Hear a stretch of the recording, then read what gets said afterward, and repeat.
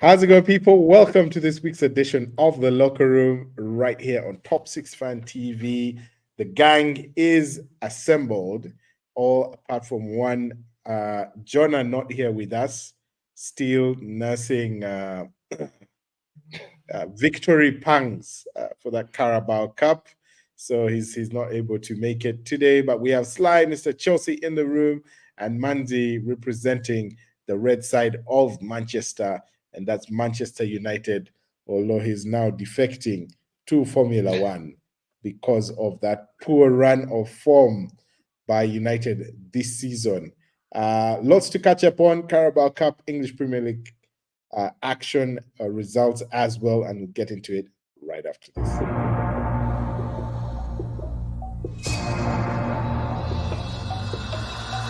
Bukayo Saka in! Anthony! Salah! Beautiful from a Birmingham! There goes Haaland. He's on it.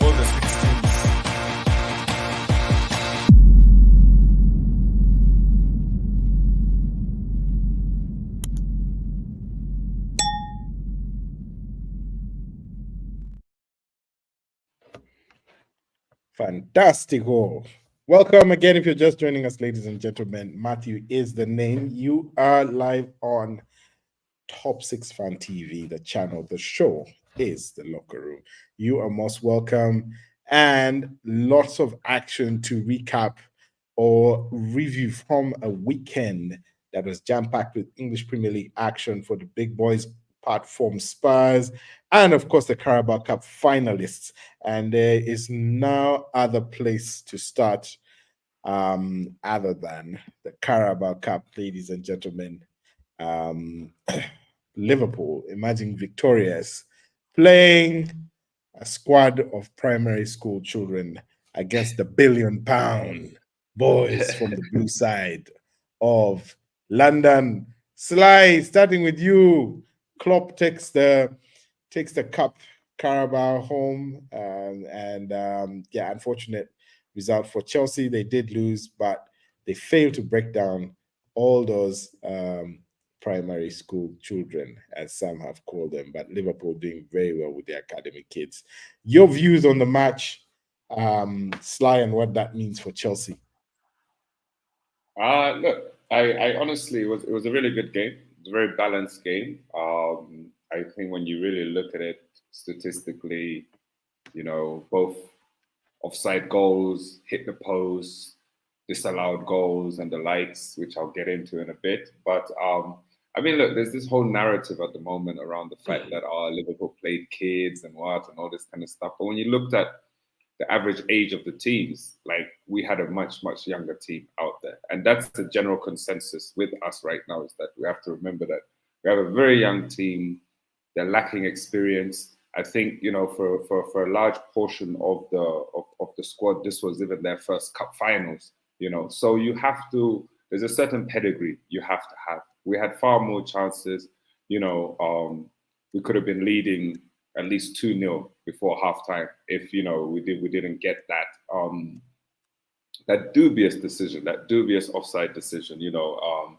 They did it to us a couple of seasons back with the Lukaku situation, and Van Dijk clearly onside.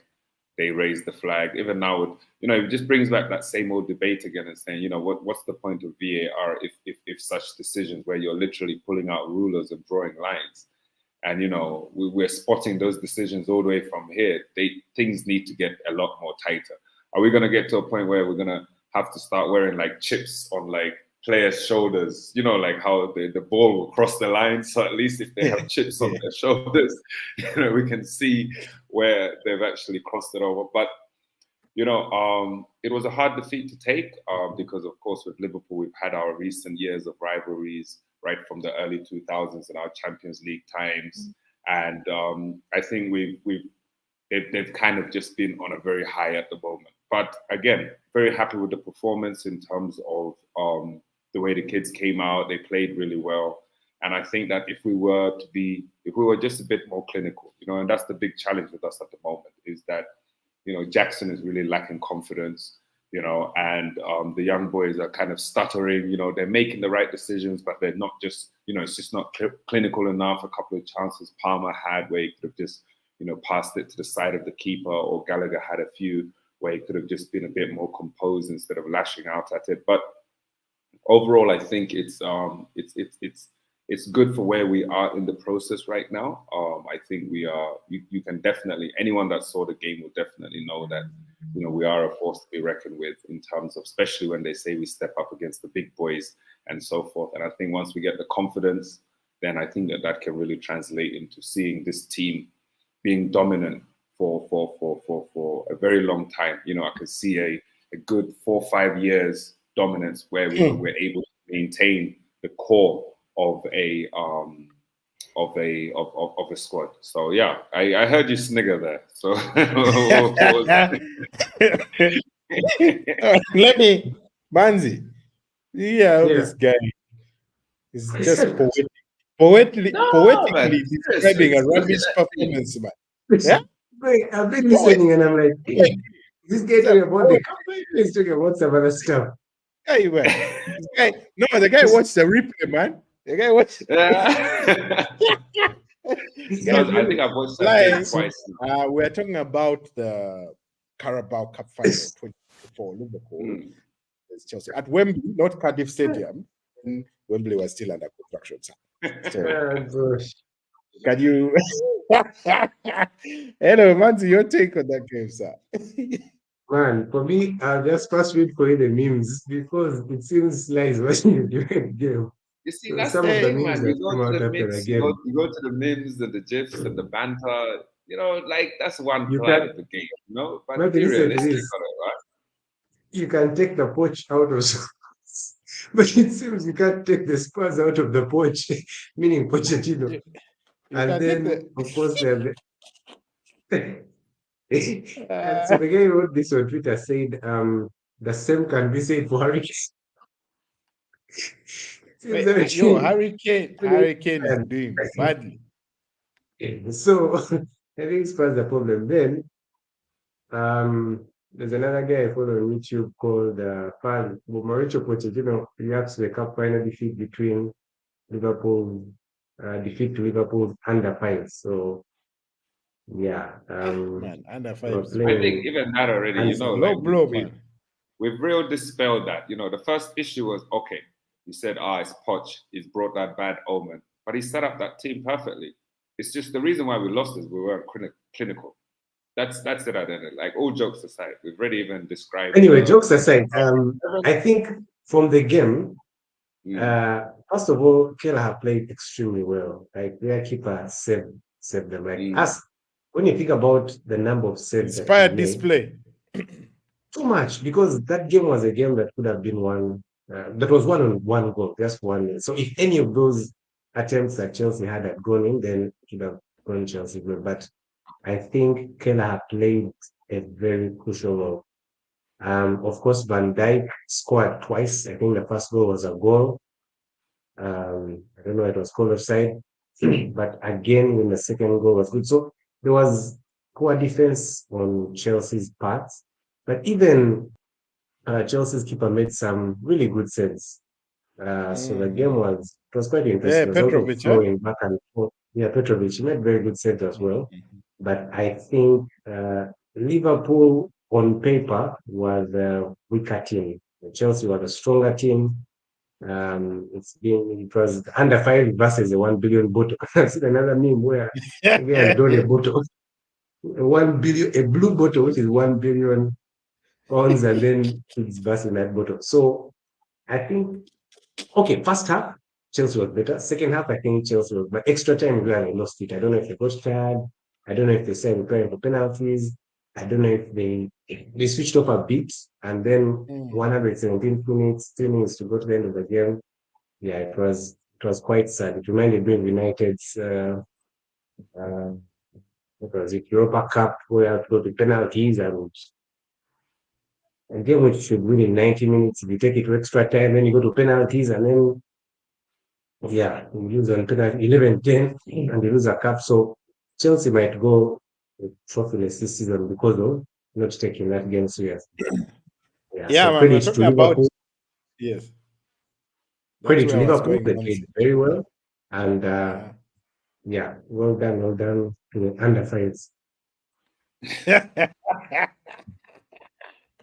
It's like under fives, man. Hey, dodge and score, boys. Klopp was like, hey, dodge and score, man. Let me send my boys on, man. Hey, Eh? I can take it just as well as I can chuck it. So it's all good. Yeah. No, sorry, it's like, man. But I mean, it was a final. Could have swung any other way. You know how it is with Yeah. finals. No, but for sure, it could the have. adrenaline. Yeah. The adrenaline. I actually, someone, Sly, could you debunk this theory that Chelsea were playing for penalties in extra time? It didn't feel like that. I felt like they were missing their chances. I think when we got into extra time, I think when Kuku came on, when he brought on the Ukrainian chap, I think at that point he was already now thinking. Yeah, Modric, he was already thinking extra time. He was already thinking penalties. Like I felt it in terms of even, the movement of the ball. It wasn't very kind of forward thinking in terms of just attack like we've been doing for the majority of the game. And I think that perhaps in the back of his mind somewhere he thought if we got to penalties, inexperienced goalkeeper they have on their side, and when you look at the squads, like you said, they put out a fairly young squad, although our average age was younger, irrespective of which, they had some really, really young boys in there, and it was only the likes of Robinson and Van Dijk that kind of brought up their average age. But yeah, I think he and Pochettino like pushed for penalties towards the end of that. And Matthew, something I remember, Gallagher was so fake. Like he missed like three chances. Hey, Gallagher and also Nicholas. What up with those days? Jackson, like and if I was a Chelsea fan, I would have been extremely sad. It was very wasteful. Gallagher had chances. Even Jackson had at least 1 or 2 goals in that game. I mean, when you look at the stats, they were saying that we should have it should have been a 4-game. It should have been a 4-goal game. That's what the chances were the taken. Algorithms out there are saying it should have been, and ideally we should have had at least 2 to 3 goals of that. And I mean, it goes back to what I was saying earlier, about just being more clinical, and I think we kind of lacked that. We lacked a bit of maturity in the back. Although the likes of Colwell played really well, Disasi played really well. Gusto's turning into perhaps going to be one of the best right backs around because he's so young and yet he's being so effective. So there was a lot of positives all over the place. Marlon Gusto. Yeah. Solid guys. There's a lot of positives. Guys were fighting for him. He was supposed to go to Liverpool. Chelsea get him, but I'm not seeing the value. Caicedo is going to need a season. I think Caicedo is going to do a Bissouma. He'll probably come to life next season. He'll come good next season. Yeah, but these guys are on like 15-year contracts, so they're going to become student teachers, go to the academy.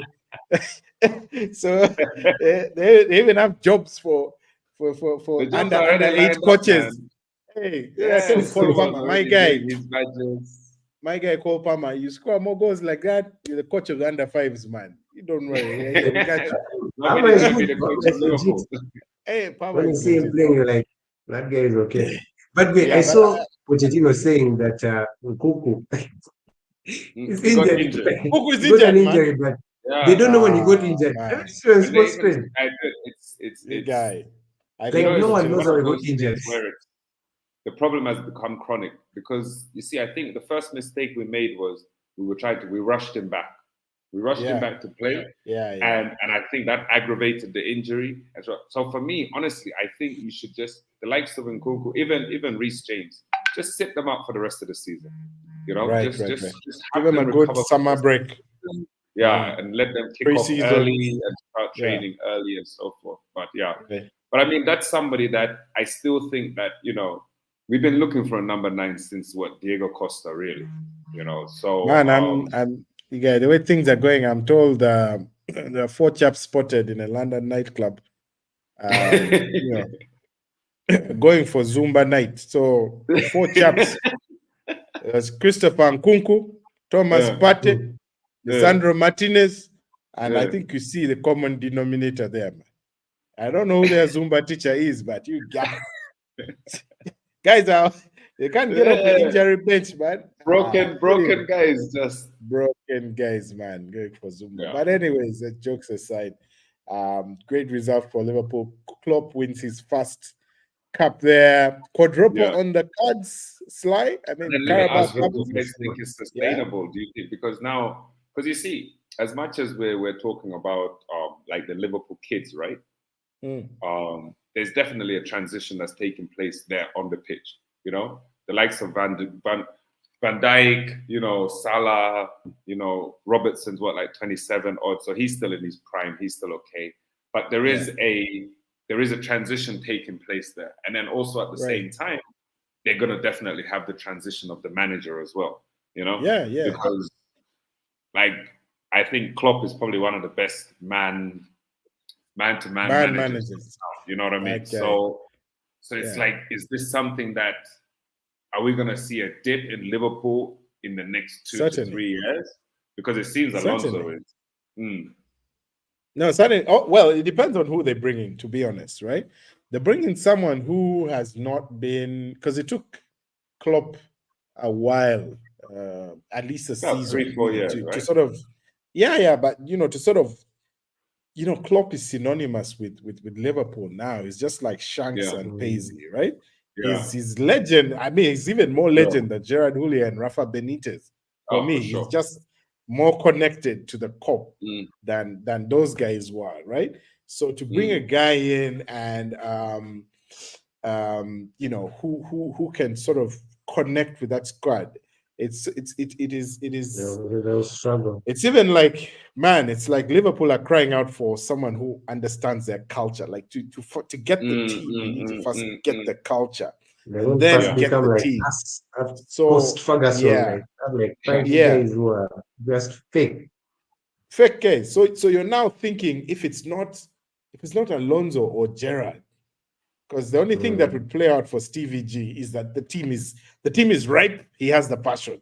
He just needs to get his tactics set, and he can become a problem, right? That's the only thing in for Stevie G. And of course, youth-wise, you can see what's going on. The youth-wise, the part is sorted, right? So just give him some money to replace, because the likes of Salah, the big boys, Salah, Van Dijk. I would say maybe Robertson really because of injuries, but I think he'll hang around. There's ample backup in Conor Bradley there on that wing. But, if they bring in a guy who has not connected, Liverpool will need another 3 years to settle. And that will result in a quick departure for the likes of Salah. I mean, Salah was supposed to go to Saudi Arabia last summer, right? The guys made a crazy offer and did. Now with Klopp leaving, he wins, let's say, a treble even, or a double, as long as it's like the Premier League in their major trophy. He might be thinking, also my time go out with a bang. Side, right? Go, another 3-4 years making your money in Saudi Arabia, and so on and so forth. So there's definitely going to be a transition or revolution at Liverpool, aside from the management or coaching staff, because it's an overhaul there. Manzi, do they take the quadruple? They have Europa League. They're still in the Europa League, still in the FA Cup, still in the Premier League. Which of those 3 remaining ones do you think they take? Liverpool. Now, let me first look for the injury list, because these players, I just don't see how they will manage. If all these players work, I think the quadruple will be on the cards, because Premier League, FA Cup is easy, they can win it. Premier League may be the most difficult one because they're fighting City and Arsenal. By the Arsenal is taking the Premier League. But with those injuries, I worry. I think they can take 2 out of 4. But they just allow. I know you're scared when you start saying Arsenal is taking the 3 games will deteriorate. But next season is Arsenal's year. But Liverpool have they actually play tomorrow. FA Cup. We also FA Cup, they're playing Southampton tomorrow. Chelsea have Leeds. Hey, but Chelsea, this Leeds game is tricky. Leeds are on form. I mean, they're on Mm. form, and there's also a lot of Oh. history in terms of the two clubs. You know, Right. And the also, street you get rivalry. right. just You played guys, one Leeds have won their last and 5 games. Yeah. Last 5 with aplomb, boss. Last 5. Whoa, I'm saying last 5. They haven't lost in 13 games. 12 wins, That's 1 draw. crazy. That's crazy. Yeah, and they're playing So the Chelsea, which is tired and dejected. Dejected, tired. I really think that I think the players have started to buy into what Poch is trying to do, and I think that he's going to shake them up for the game. You know, we don't need to be motivated. You see, coming off the back of a cup loss or coming off the back of a win, a loss against a big club, usually you'll find you're expecting a reaction out of the team. You know, and I think we're going to get a reaction. I don't think it's going to. I know also Leeds are going to be, you know, very. You know, their eyes are going to be wide open, looking at their form, but then also looking at the back of what we've just experienced in the cup. But I think it's one of those where the loss against Liverpool, we weren't battered. You know what I mean? We weren't battered. The game could have gone either which way, you know. And so I think that the wounds aren't as deep as one would have expected. So I expect us to put them away, put up a solid performance, even if it's a 2-0. I'll be happy with that. My guy, you need to play some That is Shania wishful Twain, man. thinking. He needs to play some Shania Twain, man. The first cup is the deepest. Oh, Sly, we know. Anyways, man, better luck next time, Chelsea. Let's pull some comments in, ladies and gentlemen, in the virtual audience. This one coming in from Marisa Andrew, Liverpool boy. I know, man. Greetings, Marisa. Shout outs to you, Andrew. He's saying it felt really nice to get the better of Chelsea in the Carabao Cup final. Wataru Endo, Van Dijk, and Kelleher were excellent. Wataru Endo is a machine. Manzi, you agree with that? Endo, underrated number 6. I mean, it was Endo versus Mr. Caicedo. And we know how that ended. That definitely. We know how it ended. We know how it ended. Nice for Caicedo. Nice fun, man. You guys are just. Yeah, but it was. But if you look back, like was it 6 months or 12 months ago when the season started, when these guys were fighting for Caicedo, like all the players Liverpool would pick, these guys just come and throw cash and steal them. I was like, Chelsea, what up? Then they should have like 200-man squad. But by the way, but you see, guys. You certainly on scouts, get your own players. Man, you guys, Liverpool guys are even hiding there. Everyone scouts goes to the same game. Yeah, those guys went.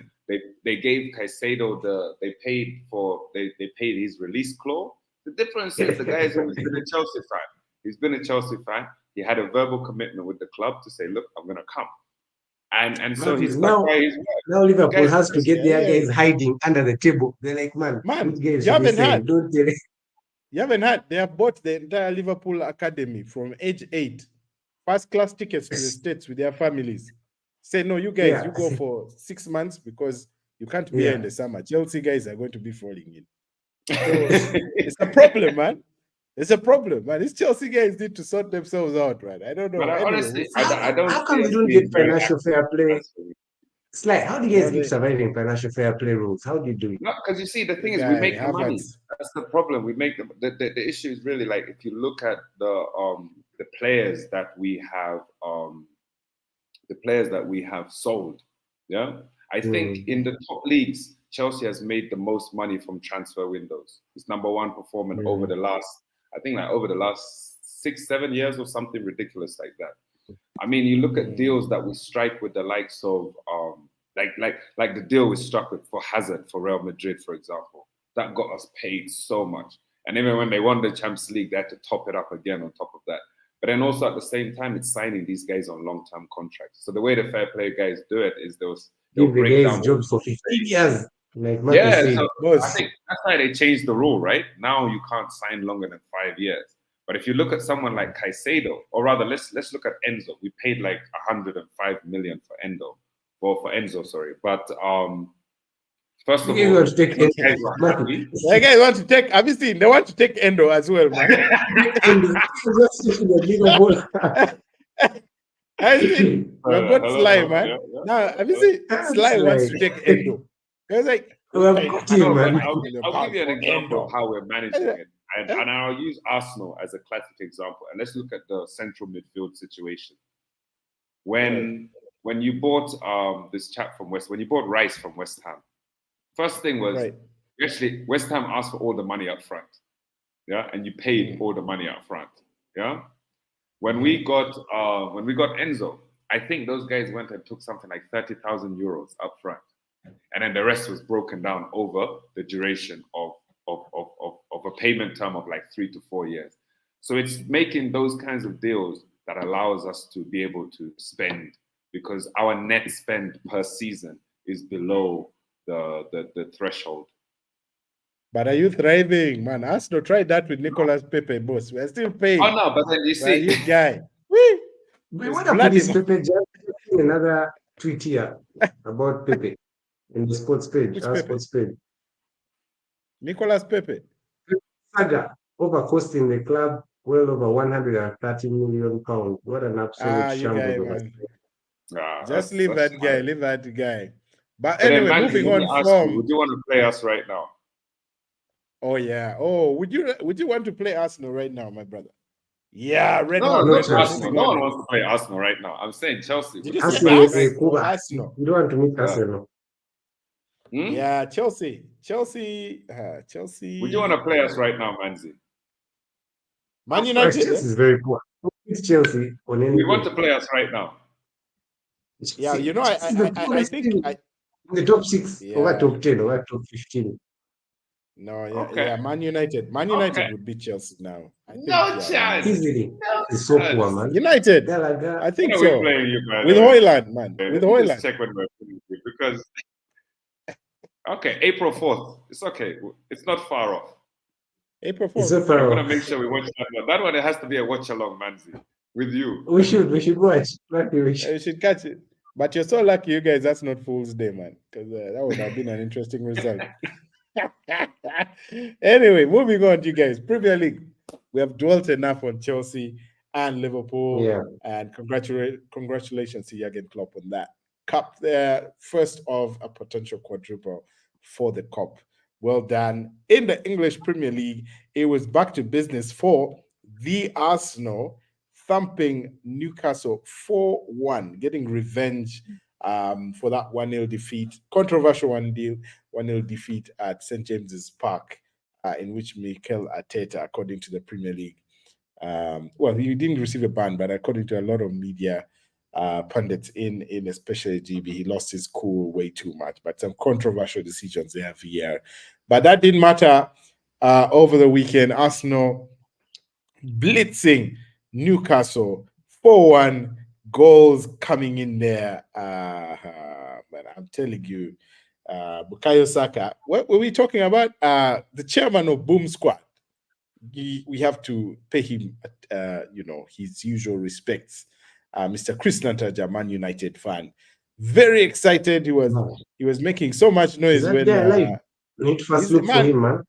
I know he's alive somewhere, man. He's in somewhere. He's quiet, but he will resurrect in the FA Cup. You know, the FA Cup. United are playing FA Cup, so he's going to give us some good statistics around, how they can be compared to the 99 squad that beat Bayern Munich at the Camp Nou. So I'm sure that is coming up very soon. But going back to Chris there, very excited when Rasmus Højlund scored 6 in a row.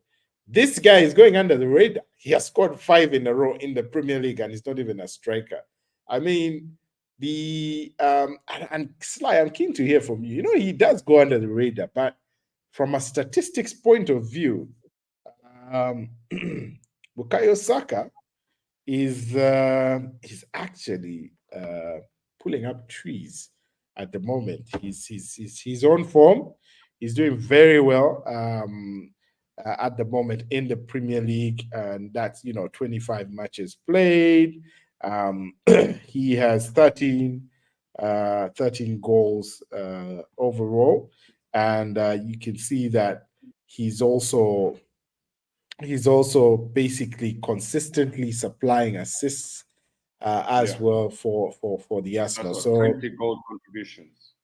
yeah. Some crazy stat. Yeah, exactly. Actually, I saw a stat last week. I wish I'd pinned that one.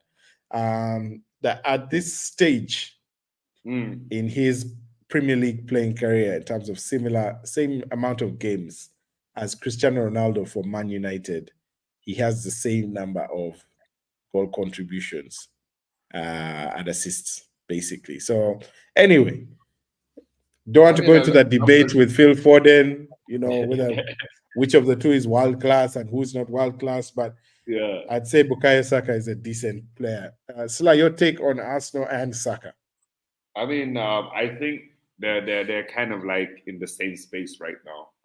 Saka's form is a direct reflection of how Arsenal as a unit are performing as well, and when he decides to step up, and I think Arsenal have stepped up, I think, over the last, I believe 6 games, you've scored over 3 goals or over 7 games or something ridiculous like that. Yeah. And you're on a high. You're on a high at the moment. I think that Saka's at that point where right now it's just about the names on a trophy are what's going to get him the recognition that he deserves, as opposed to the individual accolades. So I put him in that same frame as Vinicius, as Foden, and the only difference between the other two and Saka is really the medals, and right. Individual accolades, if you compare and contrast, even with the whole Ronaldo situation, by that point, United had, tucked away a couple of trophies already. Ronaldo kind of had that accolade. So that's where the comparison, people might not kind of buy too much into it. But at the end of the day, the kid is phenomenal right now, and he's playing some great football. And good thing is also he's staying off the injury side. He's fit, and yeah. I mean, Arsenal right now is one of those teams where you don't really want to play. From time you've got Kai Havertz scoring in back-to-back games and stuff like that. Yeah, nutmegging and since Kai Havertz nutmegging guys and scoring a goal, I was like, yo, it's starting to feel like, whoa. There's times where things just click, and things have just clicked right now at Arsenal. And is it too late? I don't know, because that was going to be my question to Manzi. Manzi, is it too late? Are Arsenal clicking too late? Are the big boys, the big two ahead of him, just too strong? Big ahead of them. Arsenal, Liverpool and City, the momentum in there.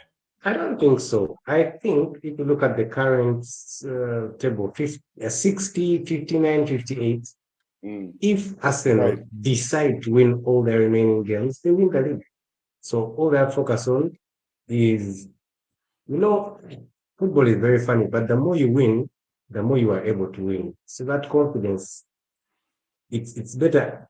It better comes now than at the beginning of the season, because now we have how many? 12 games or 14 games? How many games to go? Yeah, 12 games. Yeah, 12 games. 12 games. So but bearing in mind, there's cup games between those as well, huh?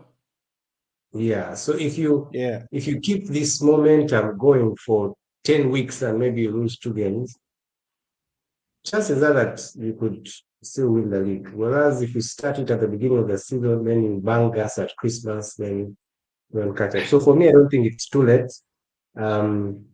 What's shocking is that the debate always have another striker, number 9. Oh no, number 9 one can't score goals. So their set pieces are well, and I don't know if they train for them, but they're scoring goals from set pieces.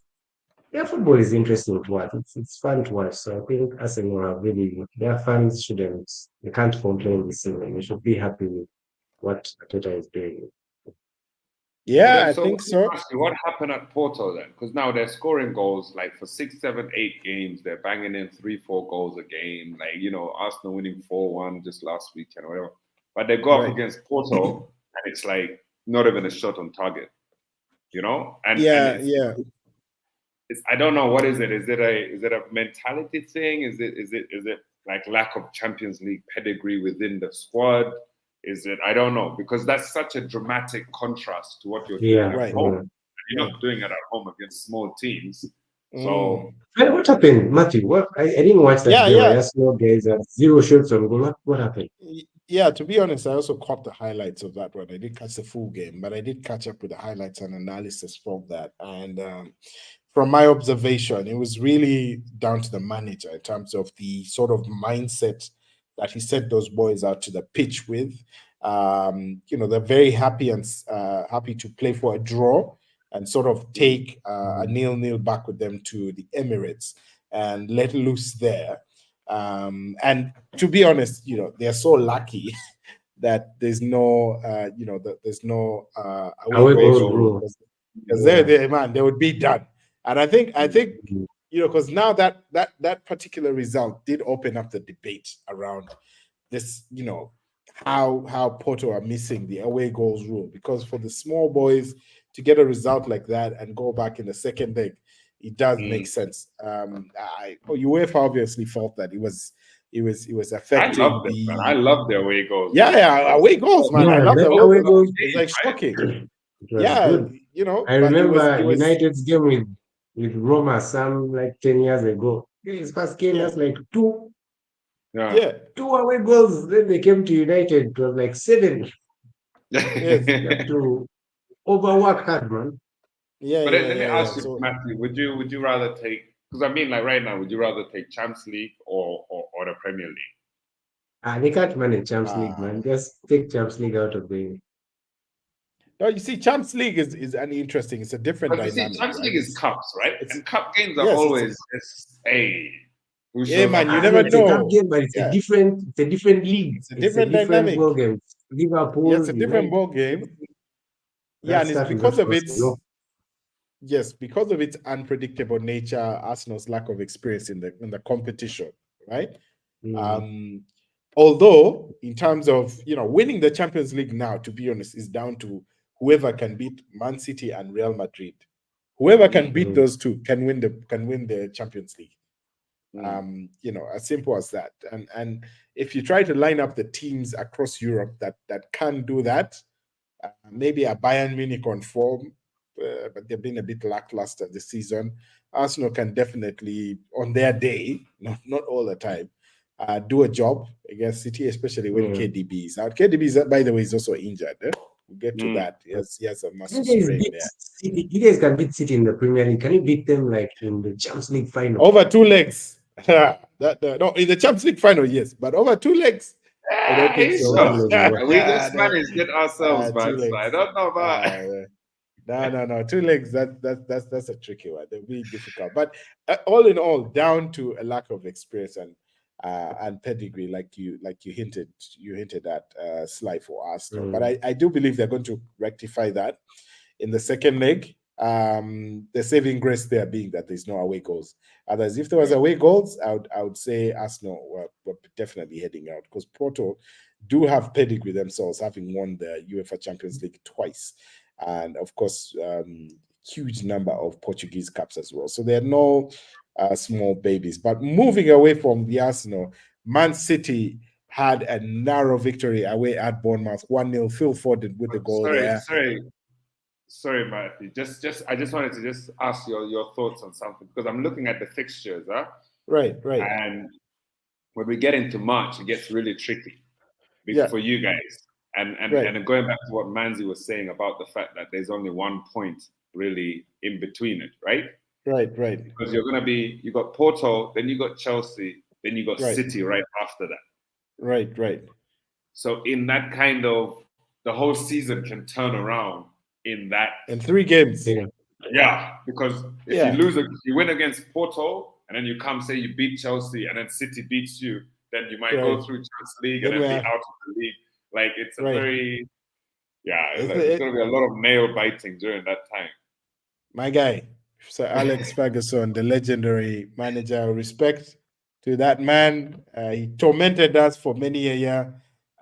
Did call this period squeaky bum time, ladies and Yeah. gentlemen. And we are literally in squeaky bum time, as you've heard from Sly. So yes, it's going to be a tricky run within March, but there's several. I still believe Sly. There's several twists and turns yet in this league, right?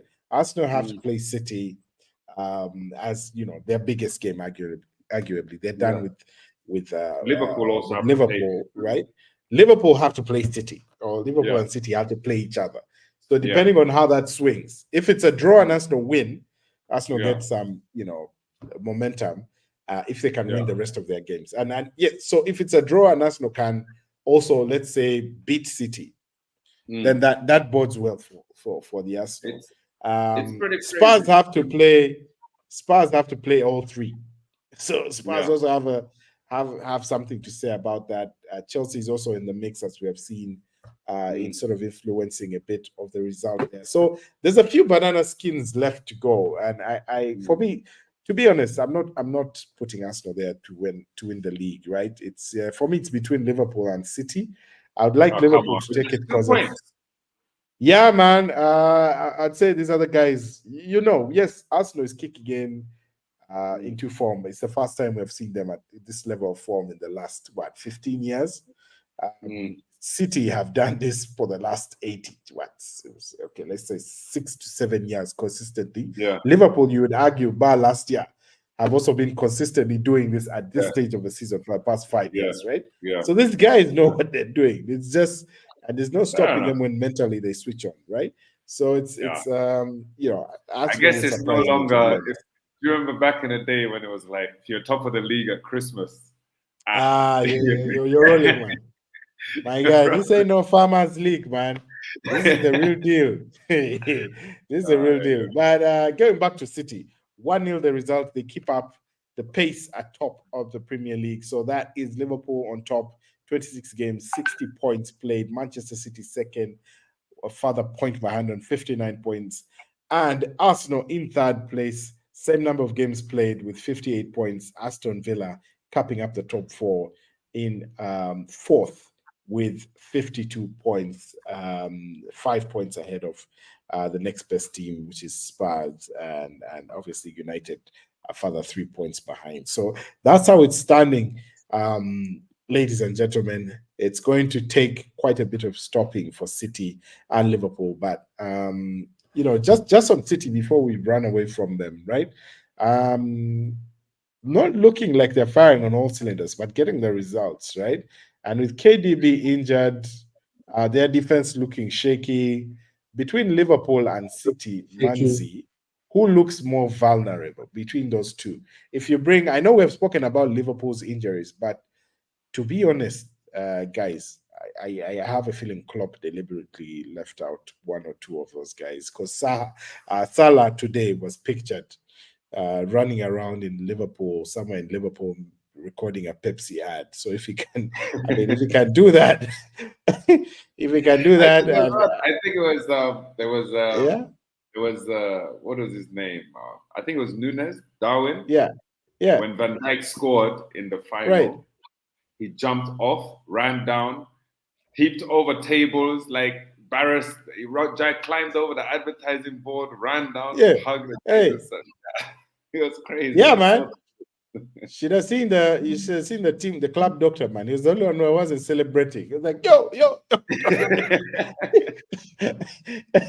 But anyways, Manzi, between Liverpool and City, who's looking for the Premier League? This is for the Premier League. I think who's looking. City for me is looking a bit, because I don't know, Haaland is missing chances, which are like keeper to beat, like empty nets. And I don't know, City for me looks more vulnerable than Liverpool. Liverpool, you wouldn't even know that they have that injury list. You just see guys playing, you see goals, you're like, which games we're playing? Some games you don't even know. So I think Liverpool is more a team that anyone can play and still, whereas The City is more of individual merit. So like the Silva, the Haaland, the KDB, take out those crucial points, then those can be hard to find. Yeah, man. Speaking of crucial Uh, points, Man United did drop some United, crucial points at the weekend at Old Trafford. 2-1 the final score. Faggy time goal for Liverpool. I mean, sorry, not Liverpool, but Fulham. I'm still obviously basking in Liverpool's glory, but I mean, shocking result here for Man United at Old Trafford. It's no longer the Old Trafford of old Sly. I mean, what do you make of this consistency? Looking like, 5-6 games, they're putting together a bit of a run, and then this, comes at a point when you could say their rivals were showing signs of blood dripping. That's in terms of Spurs and Aston Villa. But I mean, what did you check of these results like? And what does this mean for United? Honestly, I think Man United really just need to kind of go back to the drawing boards a little bit. I don't think they're actually they're not building a squad as opposed to patching, And when you look at some of their highest performing players this year, the likes of, I think McTominay has like the most goal contributions or something ridiculous like that. I stand to be corrected, but it's like they've been winning a lot of these Fergie time games over the last few weeks, and a couple of the kids have been performing really well, and they've kind of been latching onto that. But as an entire body of work, like you look at their squad, and it's an aging squad, right through from the back. I don't think they should have got rid of De Gea, who's actually still a free agent till today. Man, bring that guy back, man. You know what I mean? You guys. Bring back the Spaniard, man. Manzi, you need to bring back a Spaniard. You guys, that was a massive error. You look at someone like Maguire, who was essentially shown the door not so long ago, and now he's like at the center of the plans. You've got guys like Eriksen still. Rashford is Johnny Evans, man. I saw there was a clip I saw of Rashford tracking a player, right? And I think you've all seen the clip. Like, that guy. I think that kind of just embodies it. Like if it was like Fergie days, that guy would have come off the bench and gone straight down to the tunnel. You know what I mean? Like he would have just been taken off right away.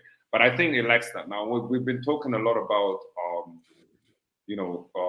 when you look at like Liverpool and the kind of cohesiveness that they have, and then you look at what Arsenal are doing in terms of the team is gelling together and all of that. I think United are really, really it's hot and it's hot. It's hot and cold at the moment, and they need to kind of just have that backbone outlined, right through from, what's happening in defense with Varane, Maguire, what's happening in that central defensive position, what's happening in the CD position, what's happening up front. There's, apart from the Garnachos and whatever, there's only like 2 or 3 players that you can say, are actually fighting for the badge. The rest of the guys are just kind of hanging along. So I'm not a huge fan. I've never been a fan of theirs, but like the fact is, it's kind of sad to watch. Yeah, Manzi, your take on this performance, man. Ten Hag out, Ten Hag in. Man United, are you really making the European sports at this rate? What's going on? United is an absolute shambles, if you know what the word means. I shared a clip in our group, Mason, I think my friend, what the guy was saying. No kind words. United is so poor, so poor. Do you know that the last 5-6 games that you've been talking about, it's been Hoyland who has been creating for himself and scoring. Like he is the only player on the team. Get injured, get out, and the whole team falls to pieces. How can you only go this squad by Maguire? Like Maguire. Anyway, the group we're in where some guys try to compare Bruno Fernandes with KDB. I just looked at these guys and said, you guys, please. Don't be silly. Like Fernandez is thick. He's too thick. Rashford, words. I'm at a loss of words when I start to. Anyway, so the whole squad is poor. Ten Hag is also very poor. And United deserve to lose that game because Fulham, which is another, I think they're now in top 10 or top 11. Like, it's the bottom of the table. No, but they've been playing quite well this season, if you're honest. Yeah, they have better football. Like their football is flowing. You can understand what they're trying to do. Try to get the ball to Iwobi, and they're cool and composed. United, man, the guys are just running around like headless chicken. Like you don't know what's the goal, you don't know what the plan is. Like there's no type of play. Man, United, it's just so sad to watch. So man, yeah, so I think, are you still making it into the top 4? Because Aston Villa seem from to be the beginning getting of the back season, on I told form. you we cannot make it to top 4. Top 4. If we make it top 4, then just know the entire league is hopeless because United is extremely poor. I think we'll finish maybe 7th or 6th. Okay, fair assessment. And with that, ladies and gentlemen, we must come to the end of our show. Thanks for joining us. If you've been watching, if you're catching it on playback, feel free to hit the like button, hit the subscribe buttons at the bottom if you of find your Chris, screen. please give us his location because we're looking for him, man. Things are tight. And we're going to do that Jason Candy thing, man. Has anyone seen Chris? And yeah, he's still hiding it out, but I'm sure he'll be back soon. Have a good rest of the week, ladies and gentlemen, and take care. Adios. And cheers, guys.